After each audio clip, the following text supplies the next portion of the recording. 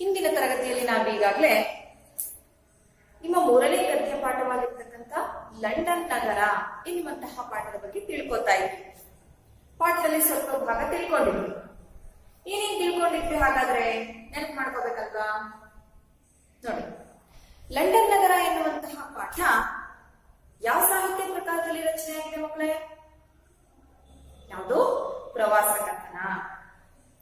ನೋಡಿ, ಹಾಗಾದ್ರೆ ಪ್ರವಾಸ ಕಥನ ಅಂದ್ರೇನು?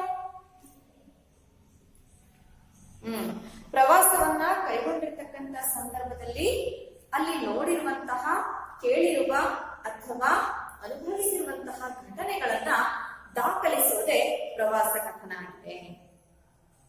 ಹಾಗಾದ್ರೆ ಈ ಪಾಠವನ್ನ ಬರೆದಿರ್ತಕ್ಕಂತಹ ಕೃತಿಕಾರರು ಯಾರು? ಲೇಖಕರು ಯಾರು? ವಿ.ಕೃ. ಗೋಕಾಕ್ರವರು. ವಿ.ಕೃ. ಗೋಕಾಕ್ರವರು ಬರೆದಿರುವಂತಹ ಪ್ರವಾಸ ಕಥನದ ಹೆಸರೇನು? ಯಾವುದು? ಸಮುದ್ರದಾಚೆಯಿಂದ. ಗುಡ್.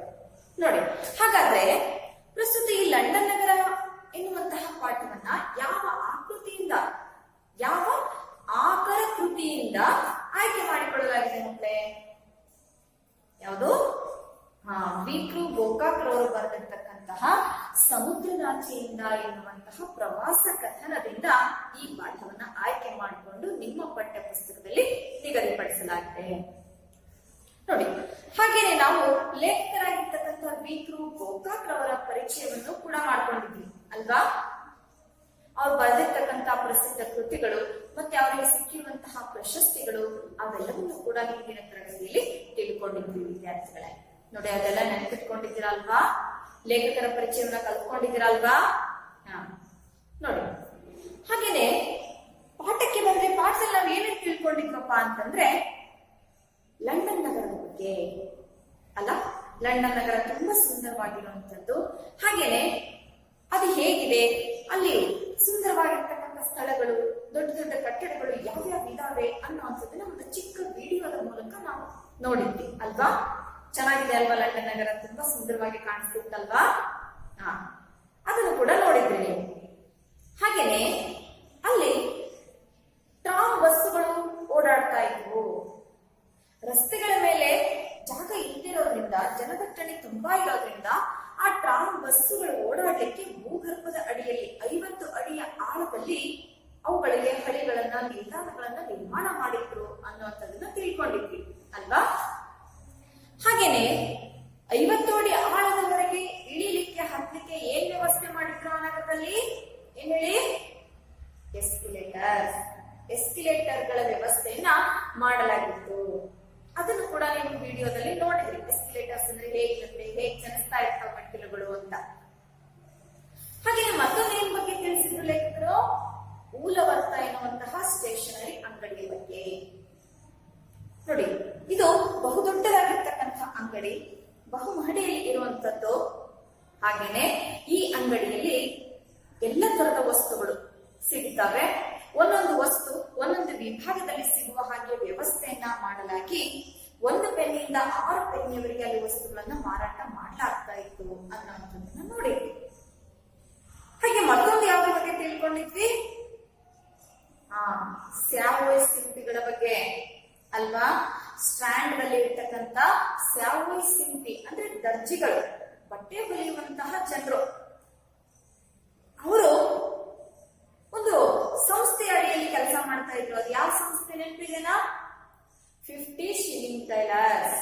ನೋಡಿ, 50 ಶಿಲ್ಲಿಂಗಿನ ಸಿಂಪಿಗಳು ಎನ್ನುವಂತಹ ಒಂದು ಸಂಸ್ಥೆ ಇತ್ತು. ಅದರ ಅಡಿಯಲ್ಲಿ ಈ ಸ್ಯಾವೋಯ್ ಸಿಂಪಿಗಳು ಬಹುಶಾಖೆಯಲ್ಲಿ, ಅಂದ್ರೆ ಬೇರೆ ಬೇರೆ ಎಲ್ಲಾ ಕಡೆಗಳಲ್ಲೂ ಕೂಡ ಇವರು ಬಟ್ಟೆ ಹೊಲಿಯುವಂತಹ ಕೆಲಸನ ಮಾಡ್ತಾ ಇದ್ರು. ಸೂಟುಗಳನ್ನ ಹೊಲಿಯುವಂತಹ ಕೆಲಸ ಮಾಡ್ತಾ ಇದ್ರು. ನೋಡಿ ವಿದ್ಯಾರ್ಥಿಗಳೇ, ಹಾಗಾದ್ರೆ ಹಿಂದಿನ ತರಗತಿಯಲ್ಲಿ ನಾವು ಈ ಪಾಠದಲ್ಲಿ 3 ಪ್ಯಾರಾ ಗದ್ಯ ಭಾಗವನ್ನ ತಿಳ್ಕೊಂಡಿದ್ವಿ ಅಲ್ವಾ? ನೆನಪಾಯ್ತಾ ಇಲ್ಲ ಹಿಂದಿನ ತರಗತಿಯಲ್ಲಿ ತಿಳ್ಕೊಂಡಿದ್ದು? ನೋಡಿ, ಹಾಗಾದ್ರೆ ಇದರ ಮುಂದುವರೆದ ಭಾಗವನ್ನ ನಾವು ಇವತ್ತಿನ ತರಗತಿಯಲ್ಲಿ ತಿಳ್ಕೊಳ್ಳೋಣ. ಇನ್ನು ಮುಂದುವರೆದ ಲೇಖಕರು ಲಂಡನ್ ನಗರದ ಬಗ್ಗೆ ಏನೇನೆಲ್ಲ ಹೇಳ್ತಾರೆ? ತುಂಬಾ ಕುತೂಹಲಕರ ಆಗಿರ್ತಕ್ಕಂತಹ ವಿಚಾರಗಳಿದಾವೆ ಮಕ್ಕಳೇ. ನೋಡಿ, ಹಾಗಾದ್ರೆ ಮುಂದಿನ ಭಾಗ ನೋಡೋಣ. ಪುಸ್ತಕ ಓದ್ತೀನಿ, ನೀವು ಗಮನಿಸ್ತಾ ಹೋಗ್ಬೇಕು. ನೋಡಿ, ಇಲ್ಲಿ ಗಂಡಿಗಿಂತ ಹೆಣ್ಣು ಹೆಚ್ಚಿದ್ದ ಹಾಗೆ ಕಾಣುತ್ತದೆ. ಎಲ್ಲ ಅಂಗಡಿಗಳಲ್ಲಿ ಸಾಮಾನ್ಯವಾಗಿ ಸ್ತ್ರೀಯರೇ ಕೆಲಸ ಮಾಡುತ್ತಾರೆ. ಉಪಾಹಾರ ಗೃಹಗಳಲ್ಲಿ ಇಲ್ಲಿ ಮಾಡಿಗಳಿಲ್ಲ. ಬೆಂಗಳೂರಿನ ಮಾತಿನಲ್ಲಿ ಹೇಳುವುದಾದರೆ ಅಮ್ಮಣ್ಣಿಗಳಿರುತ್ತಾರೆ. ಯಾವುದಾದರೊಂದು ದೊಡ್ಡ ಅಂಗಡಿಗೆ ಹೋದರೆ ಅಲ್ಲಿಯ ಟೈಪಿಸ್ಟ್, ಕಾರಕೋನ ಒಬ್ಬ ಹೆಣ್ಣು ಮಗಳು. ಸಿನಿಮಾ ಗೃಹದಲ್ಲಿ ನಿಮ್ಮ ಜಾಗವನ್ನು ಹುಡುಕಿಕೊಡುವವರು ಹೆಣ್ಣು. ನಮ್ಮ ಕಾಲೇಜಿನಲ್ಲಿ ಸಹ ವಿದ್ಯಾರ್ಥಿನಿಯರ ಅನುಕೂಲಕ್ಕಾಗಿ ಸಿಪಾಯಿಣಿಯರನ್ನು ಇಟ್ಟಿದ್ದಾರೆ.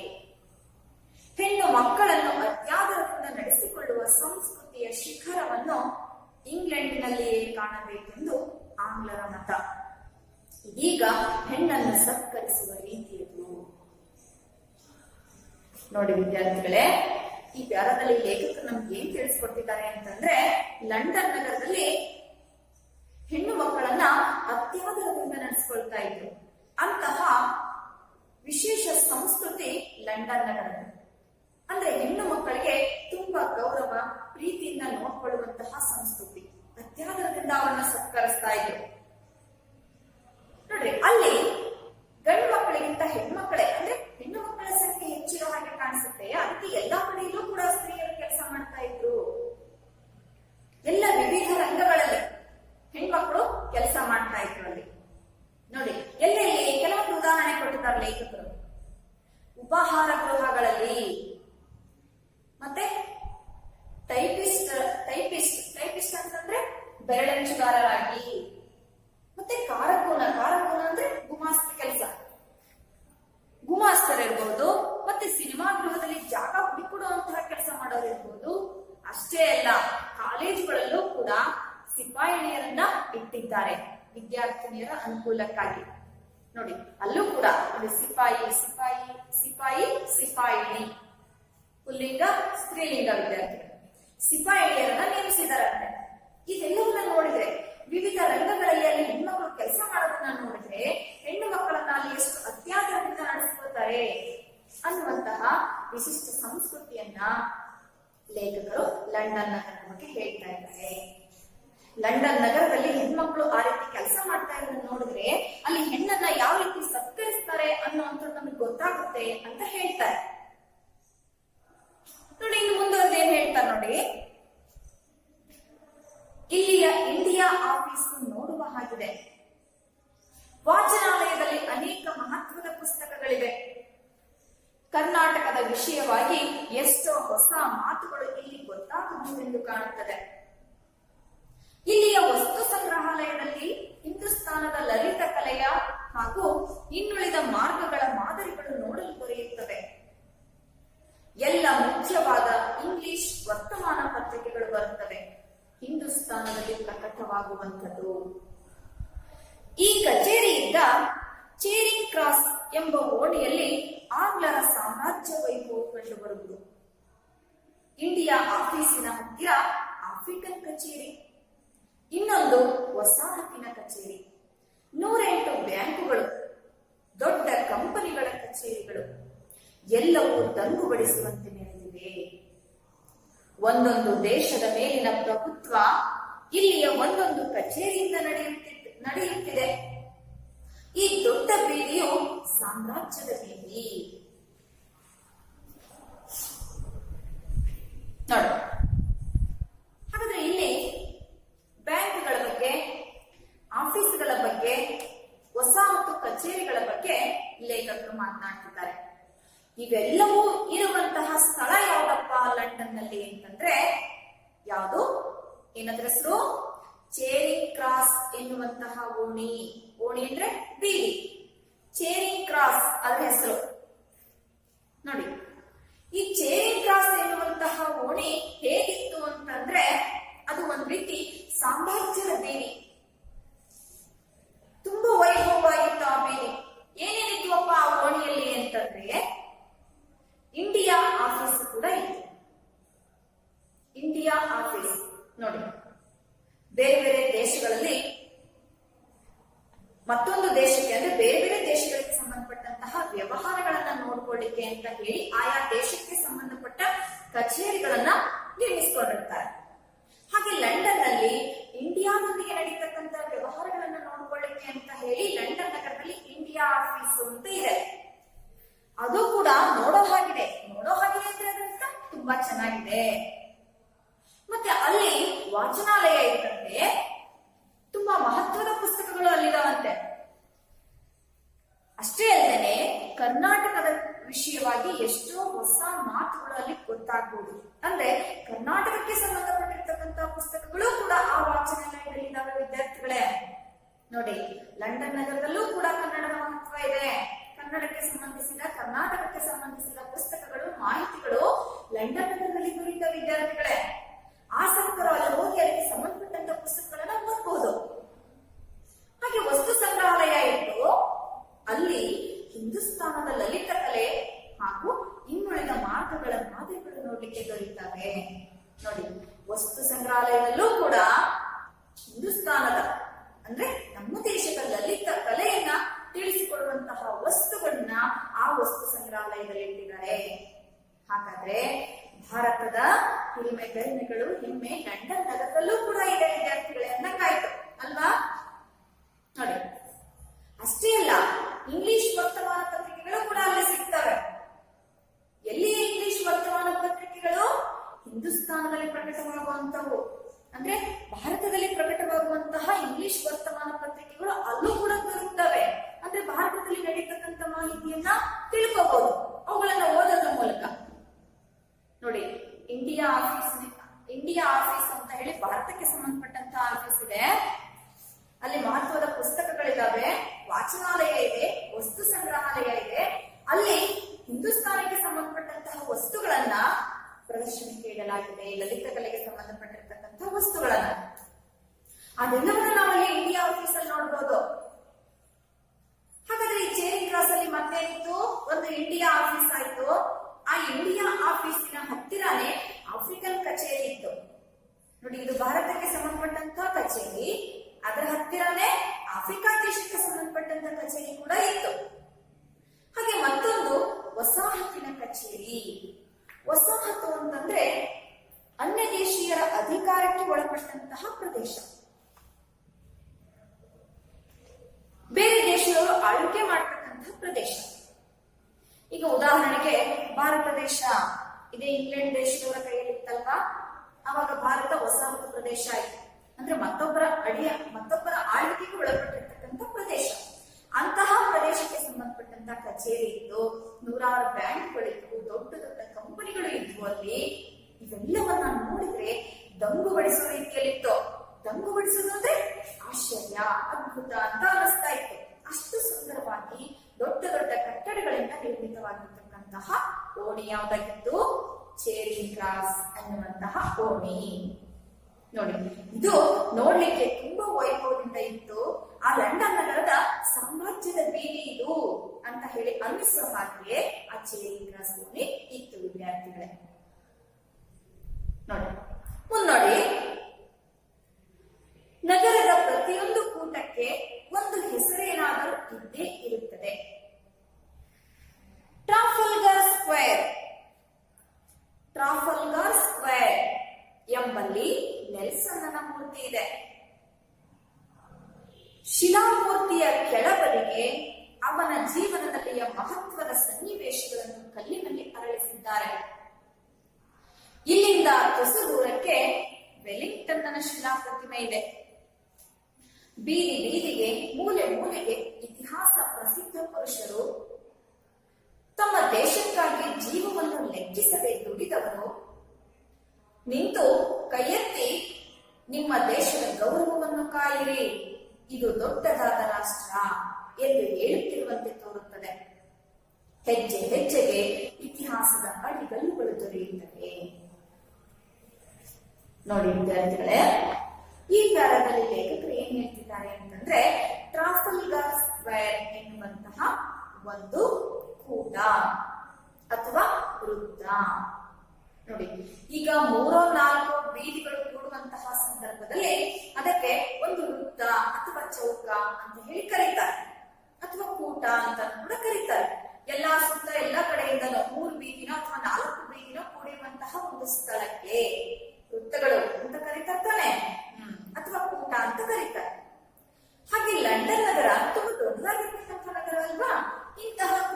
ಬೇಕಾದಷ್ಟಿದ್ವು.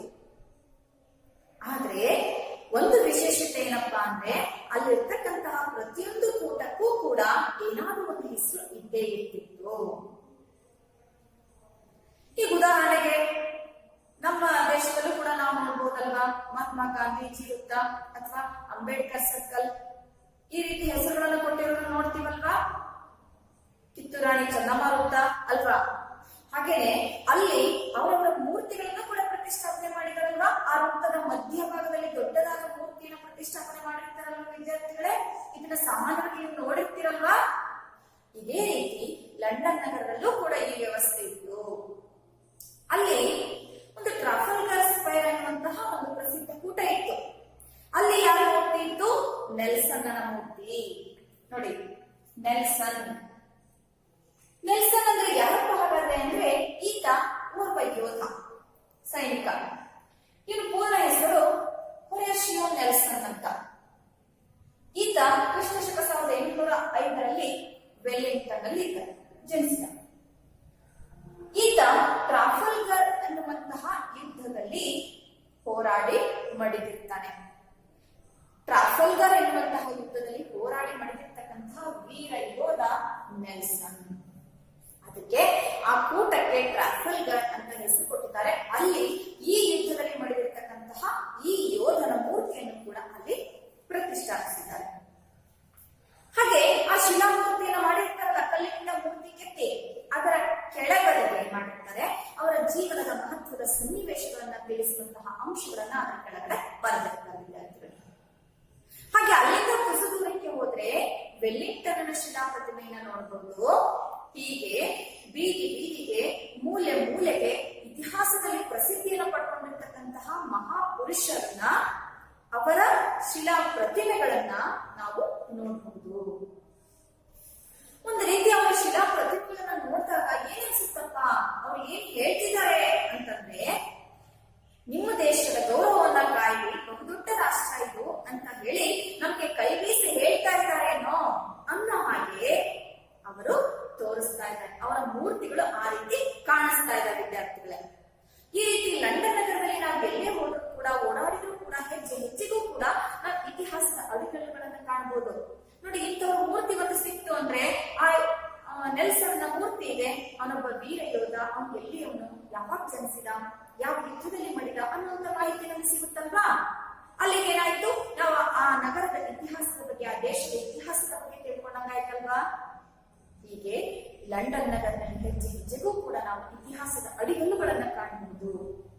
ಅಂತಹ ಮಹಾನ್ ಪುರುಷರ ಮೂರ್ತಿಗಳನ್ನ ಅಲ್ಲಿ ಬೀದಿ ಬೀದಿಯಲ್ಲಿ, ವೃತ್ತಗಳಲ್ಲಿ ಸ್ಥಾಪನೆ ಮಾಡಿದ್ದಾರೆ ವಿದ್ಯಾರ್ಥಿಗಳೇ.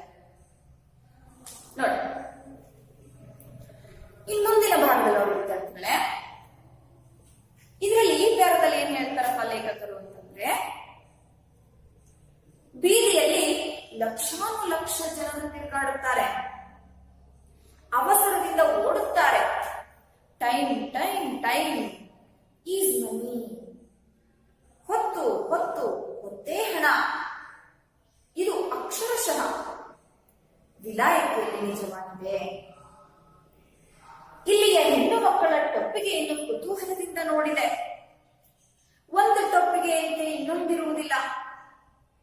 ಸಿಕ್ಕಿಸಿದ ಪುಚ್ಚವಾದರೂ ಕನಿಷ್ಠ ಪಕ್ಷಕ್ಕೆ ಬೇರೆಯಾಗಿರುತ್ತದೆ.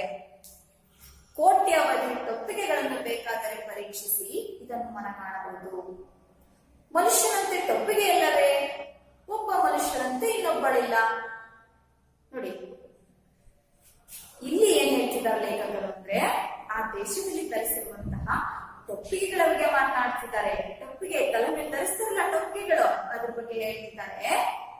ಒಬ್ಬರ ಹಾಗೆ ಇನ್ನೊಬ್ರು ಮನುಷ್ಯರು ಇರ್ಲಿಕ್ಕೆ ಸಾಧ್ಯ ಇಲ್ಲ ಅಲ್ವಾ. ಹಾಗೇನೆ ಟೊಪ್ಪಿಗೆಗಳು ಕೂಡ ಒಬ್ಬರ ಧರಿಸಿರೋ ಟೊಪ್ಪಿಗೆ ಹಾಗೆ ಇನ್ನೊಬ್ಬರ ಧರಿಸಿರೋ ಟೊಪ್ಪಿಗೆ ಇರ್ತಾ ಇರಲಿಲ್ಲ. ಆ ಬೀದಿಯಲ್ಲಿ ಲಕ್ಷಾನುಲಕ್ಷ ಜನ ತಿರುಗಾಡ್ತಾ ಇರ್ತಾರೆ, ಅವಸರದಿಂದ ಓಡ್ತಾ ಇರ್ತಾರೆ. ಅವರಿಗೆ ಸಮಯನೇ ತುಂಬಾ ಮುಖ್ಯ. ಹಣಕ್ಕಿಂತ ಸಮಯ ಮುಖ್ಯ. ಸಮಯನೇ ಅವರಿಗೆ ಹಣ ಇದ್ದ ಹಾಗೆ. ಸಮಯಕ್ಕೆ ಬೆಲೆ ಕೊಟ್ಟು ಸಮಯದ ಸದುಪಯೋಗ ಮಾಡ್ಕೊಂಡ್ರೆ, ಸಮಯ ವ್ಯರ್ಥ ಮಾಡದೆ ನಾವು ಕೆಲಸ ಮಾಡಿದ್ರೆ ನಮ್ಗೆ ಹಣ ಸಂಪಾದನೆ ಆಗುತ್ತೆ. ಹಾಗಾಗಿ ಸಮಯವೇ ಹಣ ಅನ್ನೋ ಅರ್ಥದಲ್ಲಿ ಅವರಿದ್ದಾರೆ. ಇದು ವಿದೇಶಗಳಲ್ಲಿ ಅಕ್ಷರಶಃ ನಿಜವಾಗಿದೆ ವಿದ್ಯಾರ್ಥಿಗಳೇ. ಇಲ್ಲಿ ಹೆಣ್ಣು ಮಕ್ಕಳು ಟೊಪ್ಪಿಗೆ ಟೊಪ್ಪಿಗೆಯನ್ನು ಧರಿಸಿರ್ತಾ ಇದ್ರು, ಲಕ್ಷಾನುಲಕ್ಷ ಜನ ಓಡಾಡ್ತಾ ಇದ್ರು ಕೂಡ ಒಬ್ಬರ ಟೊಪ್ಪಿಗೆ ಹಾಗೆ ಮತ್ತೊಬ್ಬರ ಟೊಪ್ಪಿಗೆ ಇರ್ತಾ ಇರಲಿಲ್ಲ. ತುಂಬಾ ವಿಶೇಷವಾಗಿರ್ತಕ್ಕಂಥ ವಿಭಿನ್ನವಾಗಿರ್ತಕ್ಕಂತಹ ಟೊಪ್ಪಿಗೆಗಳನ್ನ ಅವರು ಧರಿಸ್ತಾ ಇದ್ರು ಅಂತ ಹೇಳಿ ಲೇಖಕರು ಆ ಟೊಪ್ಪಿಗೆಗಳ ಬಗ್ಗೆನೂ ಕೂಡ ನಮ್ಗೆ ಮಾಹಿತಿ ಕೊಡ್ತಿದ್ದಾರೆ. ನೋಡಿ, ಈ ಮುಂದೆ ಯಾವ ಬಗ್ಗೆ ಹೇಳ್ತಿದ್ದಾರಪ್ಪ ಅಂದ್ರೆ ತುಂಬಾ ಮುಖ್ಯವಾಗಿರ್ತಕ್ಕಂತಹ ಒಂದು ಪ್ರಾರ್ಥನಾ ಮಂದಿರದ ಬಗ್ಗೆ ಮಾತಾಡ್ತಿದ್ದಾರೆ ಲೇಖಕರು. ಏನ್ ಹೇಳ್ತಾರೆ ಅಂತ ನೋಡೋಣ. ವೆಸ್ಟ್ ಮಿನಿಸ್ಟರ್ ಅಬೇ ಎಂಬ ಪ್ರಾರ್ಥನಾ ಮಂದಿರ ಕನಿಷ್ಠ 1000 ವರ್ಷದಷ್ಟು ಪುರಾತನವಾದ ಮಂದಿರ. ಕೆಲವೊಂದು ಭಾಗಗಳ ದುರಸ್ತಿಯನ್ನು ಬಿಟ್ಟರೆ ಇಂದಿಗೂ ಅಚ್ಚಳಿಯದೆ ಉಳಿದಿದೆ. ಇಲ್ಲಿ ಸಂತ ಸಾರ್ವಭೌಮರು ಒಳಗಿರುವರು, ಕವಿಪುಂಗವರು ಹೊರಗಿರುವರು.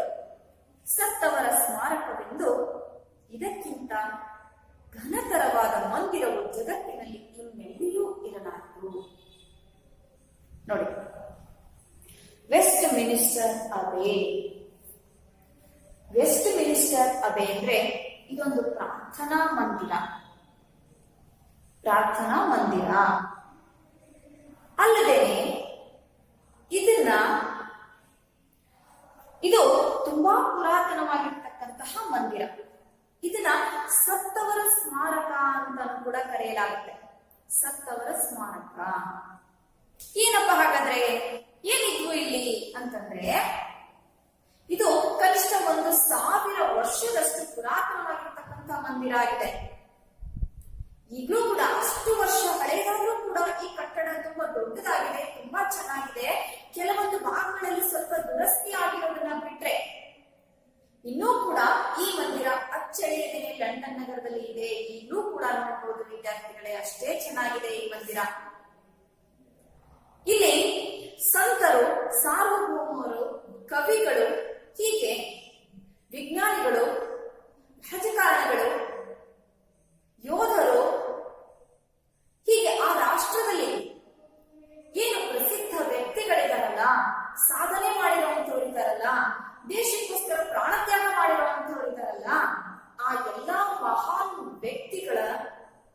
ವ್ಯಕ್ತಿಗಳನ್ನ ಅವರ ಸಮಾಧಿಗಳನ್ನ ನಾವು ಈ ಪ್ರಾರ್ಥನಾ ಮಂದಿರದಲ್ಲಿ ನೋಡಬಹುದು ವಿದ್ಯಾರ್ಥಿಗಳೇ. ನೋಡಿ, ಅದಕ್ಕೆ ಹೇಳ್ತಿದ್ದಾರೆ ಇಲ್ಲಿ ಸಾರ್ವಭೌಮರು ಮಲಗಿರುವರು, ಕವಿಪುಂಗವರು ಹೊರಗಿರುವರು. ಅಂದ್ರೆ ಅವರ ಸಮಾಧಿಗಳು, ಅವರ ಮೂರ್ತಿಗಳನ್ನ ನಾವು ಈ ಮಂದಿರದಲ್ಲಿ ನೋಡಬಹುದು.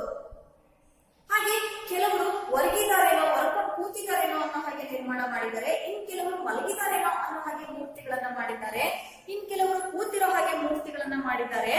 ಈ ರೀತಿ ಮಹಾನ್ ಸಾಧಕರ ಮೂರ್ತಿಗಳನ್ನ ನಾವು ವೆಸ್ಟ್ ಮಿನಿಸ್ಟರ್ ಅಬೇ ಎನ್ನುವಂತಹ ಪ್ರಾರ್ಥನಾ ಮಂದಿರದಲ್ಲಿ ನೋಡಬಹುದು ವಿದ್ಯಾರ್ಥಿಗಳೇ. ಅದಕ್ಕೆ ಸತ್ತವರ ಸ್ಮಾರಕ ಅಂತಾನೂ ಕೂಡ ಕರೀತಾರೆ. ಜೊತೆಗೆ ಪ್ರಾರ್ಥನಾ ಮಂದಿರನೂ ಕೂಡ ಇದಾಗಿದೆ. ಪ್ರಾರ್ಥನಾ ಮಂದಿರದ ಒಂದು ವಿಭಾಗದಲ್ಲೇನೆ ಈ ಎಲ್ಲಾ ಮಹಾನ್ ವ್ಯಕ್ತಿಗಳ ಮೂರ್ತಿಗಳನ್ನ ನಾವಲ್ಲಿ ನೋಡಬಹುದಾಗಿದೆ ವಿದ್ಯಾರ್ಥಿಗಳ. ಅಂತಹ ಮಹತ್ವವಾದ ಮಂದಿರ ಯಾವ್ದಪ್ಪ ಅಂದ್ರೆ ಅದು ವೆಸ್ಟ್ ಮಿನಿಸ್ಟರ್ ಅಬೇ. ನೋಡಿ, ಅದಕ್ಕೆ ಲೇಖಕರು ಹೇಳ್ತಾ ಇದ್ದಾರೆ, ಈ ವೆಸ್ಟ್ ಮಿನಿಸ್ಟರ್ ಅಬೇನ ನೋಡಿ, mortality behold and fear what A litres of tones is here. ನೋಡಿ, ಮಾರ್ಟಾಲಿಟಿ ಅಂದ್ರೆ ಮನುಷ್ಯ ಸ್ವಭಾವ, ಫಿಯರ್ ಅಂದ್ರೆ ಅಂಜು, ಲಿಟರ್ ಅಂದ್ರೆ ಕಸ, ಟೋಮ್ ಅಂದ್ರೆ ಗೋರಿ ಅಥವಾ ಸಮಾಧಿ. ಸತ್ತವರನ್ನ ಹೂತು ಕಟ್ತಾರಲ್ಲ, ಅದು ಸಮಾಧಿ, ಗೋರಿ. ನೋಡಿ, ಅದಕ್ಕೆ ಹೇಳ್ತಾ ಇದ್ದಾರೆ ಇಲ್ಲಿ, ಮನುಷ್ಯ ಸ್ವಭಾವವೇ ನೋಡು. ಆ ವೆಸ್ಟ್ ಮಿನಿಸ್ಟರ್ ಅಬೇನ ನೋಡಿದಾಗ ಹೇಳ್ತಿದ್ದಾರೆ, ಅದನ್ನ ನೋಡಿದ್ರೆ ಏನ್ ಅನ್ಸುತ್ತೆ, ಮನುಷ್ಯರಿಗೆ ಹೇಳ್ತಾ ಇದ್ದಾರೆ, ಮನುಷ್ಯ ಸ್ವಭಾವವೇ ನೋಡು ಹಾಗೂ Anju. What A litres of tones is here. ಎಷ್ಟೊಂದು ಗೋರಿಗಳು ಅಥವಾ ಸಮಾಧಿಗಳು ಇಲ್ಲಿ ಕಸದ ಹಾಗೆ ಬಿದ್ದಿದ್ದಾವೆ. ಅಂದ್ರೆ ಇದನ್ನ ಯಾಕೆ ಹೇಳ್ತಿದಾರಪ್ಪ ಅಂದ್ರೆ ಮನುಷ್ಯ ಸ್ವಭಾವವನ್ನ ಕುರಿತು ಹೇಳ್ತಿದ್ದಾರೆ. ಮನುಷ್ಯ ಬದುಕಿದ್ದಾಗ ಅಹಂಕಾರದಿಂದ ಮೆರಿಬಾರದು. ಮನುಷ್ಯ ಶಾಶ್ವತ ಅಲ್ಲ, ಅವನು ಮಾಡಿರ್ತಕ್ಕಂಥ ಸಾಧನೆ ಶಾಶ್ವತ. ಇವತ್ತು ಆ ಪ್ರಾರ್ಥನಾ ಮಂದಿರದಲ್ಲಿ ನೋಡಿ, ಮನುಷ್ಯರ ಗೋರಿಗಳು, ಸಮಾಧಿ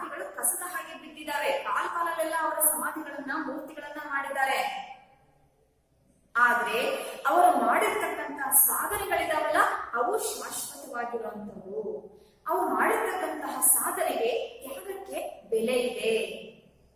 ಹಾಗಾಗಿ ಮನುಷ್ಯ ಸ್ವಭಾವವೇ ಇದನ್ನ ನೋಡು ಅಂತ ಹೇಳಿ ಇಲ್ಲಿ ಹೇಳ್ತಾ ಇದ್ದಾರೆ. ಅದಕ್ಕೆ ಮರ್ತ್ಯತ್ವವೇ ಎಷ್ಟು ಗೋರಿ ಗುಂಪುಗಳು ಇಲ್ಲಿವೆ ನೋಡಿ ಅಂಜು. ಮನುಷ್ಯತ್ವವೇ ನೋಡು ನೀನು ಎಷ್ಟೊಂದು ಗೋರಿ ಗುಂಪುಗಳು ಇಲ್ಲಿ ಇದ್ದಾವೆ, ಸಮಾಧಿಗಳ ಗುಂಪೇ ಇದೆ ಇಲ್ಲಿ, ಇದನ್ನ ನೋಡಿ ಅಂಜು ನೀನು ಅಂತ ಹೇಳಿ ಹೇಳ್ತಾ ಇದ್ದಾರೆ ವಿದ್ಯಾರ್ಥಿಗಳ. ನೋಡಿ, ಇಂದು 300 ವರ್ಷಗಳ ಹಿಂದೆ ವ್ಯೂಮಾಂಟ್ ಎಂಬ ಕವಿಯು ಹಾಡಿದನು. ಹಾಗಾದ್ರೆ ಈ ಮೇಲಿನ ಮಾತುಗಳನ್ನ ಹೇಳಿರುವಂತವ್ರು ಯಾರು? ವ್ಯೂಮಾಂಟ್ ಎನ್ನುವಂತಹ ಒಬ್ಬ ಕವಿ, ಪ್ರಸಿದ್ಧ ಕವಿ. 300 ವರ್ಷಗಳ ಹಿಂದೆನೆ ಈ ವೆಸ್ಟ್ ಮಿನಿಸ್ಟರ್ ಅಬೆನ ನೋಡಿ, ಅಲ್ಲಿರ್ತಕ್ಕಂತಹ ಸಮಾಧಿಗಳನ್ನ ನೋಡಿ ಈ ಕವಿ ಈ ರೀತಿ ಹೇಳಿದ್ದಾರೆ. ಹಾಗೆಯೇ ಗೋಲ್ಡ್ ಸ್ಮಿತ್ ಹಾಗೂ ಎಡಿಸನ್ ಎಂಬ ಪ್ರಖ್ಯಾತ ಸಾಹಿತಿಗಳು ಇವರು visit to Westminster Abbey, Westminster ಅಬೆಯ ಸಂದರ್ಶನ ಎಂಬ ವಿಷಯದ ಮೇಲೆ ಉತ್ತಮವಾದ ನಿಬಂಧಗಳನ್ನ ಬರೆದಿದ್ದಾರೆ. ಇಂದಿಗೂ ಇದು ಕಬ್ಬಿಗರ ಸ್ಫೂರ್ತಿಯಂತ ವರ್ಣನೆಯಾಗಿದೆ ನೋಡಿ. ಹಾಗಾದ್ರೆ ವ್ಯೂಮಾಂಟ್ ಎನ್ನುವಂತಹ ಕವಿ mortality behold and fear what a litres of tones is here ಅಂತ ಹೇಳಿ ಹಾಡಿದ್ರು. ಯಾವುದನ್ನ ಕುರಿತು? ವೆಸ್ಟ್ ಮಿನಿಸ್ಟರ್ ಅಬೆಯನ್ನ ಕುರಿತು. ಗೋಲ್ಡ್ ಸ್ಮಿತ್ ಹಾಗೂ ಎಡಿಸನ್ ಎನ್ನುವಂತಹ ಪ್ರಖ್ಯಾತ ಸಾಹಿತಿಗಳು ನೋಡಿ. ಗೋಲ್ಡ್ ಸ್ಮಿತ್ ಕ್ರಿಸ್ತಶಕ 1728ರಲ್ಲಿ ಐರ್ಲೆಂಡ್ ನಲ್ಲಿ ಜನಿಸ್ತಾರೆ, ಪ್ರಸಿದ್ಧ ಇಂಗ್ಲಿಷ್ ಲೇಖಕ ಇವರು. ಎಡಿಸನ್ ಎನ್ನುವಂತವರು ಕೂಡ ಪ್ರಖ್ಯಾತ ಸಾಹಿತಿ, ಇಂಗ್ಲೆಂಡ್ ಸಾಹಿತಿ. ಇವರು ಕೂಡ visit to Westminster Abbey ಎನ್ನುವಂತಹ ವಿಷಯದ ಮೇಲೆ ಉತ್ತಮವಾದ ನಿಬಂಧಗಳನ್ನ ರಚನೆ ಮಾಡಿದ್ದಾರೆ. ಇವುಗಳನ್ನೆಲ್ಲ ನೋಡಿದ್ರೆ ನಮ್ಗೆ ವೆಸ್ಟ್ ಮಿನಿಸ್ಟರ್ ಅಬೆಗೆ ನಾವು ಭೇಟಿ ಕೊಡ್ಲೇಬೇಕು, ಅದರ ಮಹತ್ವವನ್ನ ತಿಳ್ಕೋಬೇಕು ಅಂತ ಅನಿಸುತ್ತೆ ವಿದ್ಯಾರ್ಥಿಗಳೇ. ಅಷ್ಟು ಮಹತ್ವವಾಗಿರ್ತಕ್ಕಂಥ ಒಂದು ಪ್ರಾರ್ಥನಾ ಮಂದಿರ ಅದು ಲಂಡನ್ ನಗರದಲ್ಲಿದೆ. ಹಾಗಾದ್ರೆ ವಿದ್ಯಾರ್ಥಿಗಳೇ, ನಾವೀಗ ವೆಸ್ಟ್ ಮಿನಿಸ್ಟರ್ ಅಬೆಯ ಬಗ್ಗೆ, ಅದರ ಬಗ್ಗೆ ಹೇಳಿರ್ತಕ್ಕಂತಹ ಕವಿಗಳ ಬಗ್ಗೆ ಅಷ್ಟೇ ನೋಡಿದ್ವಿ. ಇನ್ನು ಮುಂದೆ ಲೇಖಕರು ಆ ವೆಸ್ಟ್ ಮಿನಿಸ್ಟರ್ ಅಬೆ ಪ್ರಾರ್ಥನಾ ಮಂದಿರದಲ್ಲಿ ಏನೇನಿದೆ, ಯಾವ್ಯಾವ ಭಾಗದಲ್ಲಿ ಯಾರ್ಯಾರ ಗೋರಿಗಳಿವೆ ಅನ್ನುವಂಥದ್ದನ್ನ ವಿವರವಾಗಿ ಹೇಳ್ತಾ ಹೋಗ್ತಾರೆ ವಿದ್ಯಾರ್ಥಿಗಳೇ. ಅದನ್ನೆಲ್ಲ ನಾವು ಮುಂದಿನ ತರಗತಿಯಲ್ಲಿ ತಿಳ್ಕೊಳ್ಳೋಣ ವಿದ್ಯಾರ್ಥಿಗಳೇ. ಇವತ್ತಿನ ತರಗತಿಯಲ್ಲಿ ಇಷ್ಟು ಸಾಕು. ಹಾಗೆ ಇವತ್ತಿನ ತರಗತಿಯಲ್ಲಿ ತಿಳ್ಕೊಂಡಿರ್ತಕ್ಕಂಥ ಈ ಗದ್ಯವಾಗ ನಿಮಗೆ ಪೂರ್ತಿಯಾಗಿ ಅರ್ಥ ಆಗಿದನಾ? ನೋಡೋಣ. ಹಾಗಾದ್ರೆ ಒಂದೆರಡು ಪ್ರಶ್ನೆ ಕೇಳ ನಿಮ್ಗೆ ಇದರಲ್ಲಿ. ಸರಿ, ಕೇಳ್ತೀನಿ ನೋಡಿ. ಲಂಡನ್ ನಗರದಲ್ಲಿ ಇಂಡಿಯಾ ಆಫೀಸು ಎಲ್ಲಿದೆ? ಓಣಿ ಹೆಸರು ಹೇಳ್ಬೇಕು. ಅದ್ಯಾವುದೋ ಓಣಿ ಅಂತ ತಿಳ್ಕೊಂಡ್ವಲ್ಲ ನಾವು. ಯಾವ್ದು ಹೇಳಿ? ಚೇರಿಂಗ್ ಕ್ರಾಸ್ ಎನ್ನುವಂತಹ ಓಣಿ. ನೆಲ್ಸನ್ ಎನ್ನುವಂತಹ ಯೋಧನ ಪ್ರತಿಮೆ ಎಲ್ಲಿದೆ? ಯಾವ ಕೂಟದಲ್ಲಿದೆ? ಯಾವುದು? ಟ್ರಾಫಲ್ಗರ್ ಸ್ಕ್ವೇರ್ ಎನ್ನುವಂತಹ ಕೂಟದಲ್ಲಿ ನೆಲ್ಸನ್ನ ಪ್ರತಿಮೆ ಇದೆ ನೋಡಿ. ಲಂಡನ್ ನಗರದಲ್ಲಿ ಇರ್ತಕ್ಕಂತಹ ಪವಿತ್ರ ಪ್ರಾರ್ಥನಾ ಮಂದಿರದ ಹೆಸರೇನು? ಯಾವುದು? ವೆಸ್ಟ್ ಮಿನಿಸ್ಟರ್ ಅಬೆ ಎನ್ನುವಂತಹ ಪ್ರಾರ್ಥನಾ ಮಂದಿರ. Visit to Westminster Abbey ಎನ್ನುವಂತಹ ವಿಷಯದ ಮೇಲೆ ನಿಬಂಧಗಳನ್ನ ರಚನೆ ಮಾಡಿರ್ತಕ್ಕಂತಹ ಸಾಹಿತಿಗಳು ಯಾರು? ಗೋಲ್ಡ್ ಸ್ಮಿತ್ ಹಾಗೂ ಎಡಿಸನ್ ಎನ್ನುವಂತಹ ಪ್ರಖ್ಯಾತ ಸಾಹಿತಿಗಳು ನೋಡಿ ವಿದ್ಯಾರ್ಥಿಗಳೇ. ಹಾಗಾದ್ರೆ ಇವತ್ತಿನ ಪಾಠ ನಿಮ್ಗೆ ಸಂಪೂರ್ಣವಾಗಿ ಅರ್ಥ ಆಗಿದೆ ಅಂತ ಹೇಳಿ ನಾನು ಭಾವಿಸ್ಕೊತೀನಿ. ನೀವು ಮತ್ತೊಂದು ಸಾರಿ ಏನ್ ಮಾಡ್ಬೇಕು, ಈ ಗದ್ಯ ಭಾಗನ ಓದಿಕೊಂಡು ಇದನ್ನ ಸಂಪೂರ್ಣವಾಗಿ ಅರ್ಥ ಮಾಡ್ಕೋಬೇಕು ವಿದ್ಯಾರ್ಥಿಗಳೇ. ಹಾಗೇನೆ ಮನೆ ಕೆಲಸಕ್ಕೆ ಅಂತ ಹೇಳಿ ಒಂದೆರಡು ಪ್ರಶ್ನೆಗಳನ್ನ ಮಾಡ್ಕೊಳ್ಳಿ ವಿದ್ಯಾರ್ಥಿಗಳೇ. ನೋಡಿ, ಮೊದಲನೇ ಪ್ರಶ್ನೆ, ಇಂಗ್ಲೆಂಡಿನಲ್ಲಿ ಹೆಣ್ಣನ್ನು ಸತ್ಕರಿಸುವ ರೀತಿಯನ್ನು ಕುರಿತು ಬರೆಯಿರಿ. ಇಂಗ್ಲೆಂಡಿನಲ್ಲಿ ಹೆಣ್ಣನ್ನು ಸತ್ಕರಿಸುವ ರೀತಿಯನ್ನು ಕುರಿತು ಬರೆಯಿರಿ. ಮತ್ತೊಂದು ಪ್ರಶ್ನೆ, ಲಂಡನ್ ನಗರದಲ್ಲಿರುವಂತಹ ಚೇರಿಂಗ್ ಕ್ರಾಸ್ ಎಂಬ ಓಣಿಯ ವೈಭವವನ್ನ ಕುರಿತು ಬರೆಯಿರಿ. ಲಂಡನ್ ನಗರದಲ್ಲಿರುವ ಚೇರಿಂಗ್ ಕ್ರಾಸ್ ಎಂಬ ಓಣಿಯ ವೈಭವವನ್ನು ಕುರಿತು ಬರೆಯಿರಿ. ನೋಡಿ ಮತ್ತೊಂದು ಪ್ರಶ್ನೆ. ಲಂಡನ್ ನಗರದಲ್ಲಿ ಹೆಣ್ಣು ಮಕ್ಕಳು ಧರಿಸುವಂತಹ ಟೊಪ್ಪಿಗೆಯನ್ನು ಕುರಿತು ಲೇಖಕರು ಹೇಳಿದ ಮಾತುಗಳೇನು? ಲಂಡನ್ ನಗರದಲ್ಲಿ ಹೆಣ್ಣು ಮಕ್ಕಳು ಧರಿಸುವಂತಹ ಟೊಪ್ಪಿಗೆಯನ್ನು ಕುರಿತು ಲೇಖಕರು ಹೇಳಿದ ಮಾತುಗಳಾವುವು? ವೆಸ್ಟ್ ಮಿನಿಸ್ಟರ್ ಅಬೆ ಎಂಬ ಪ್ರಾರ್ಥನಾ ಮಂದಿರವನ್ನು ಕುರಿತು ಬರೆಯಿರಿ.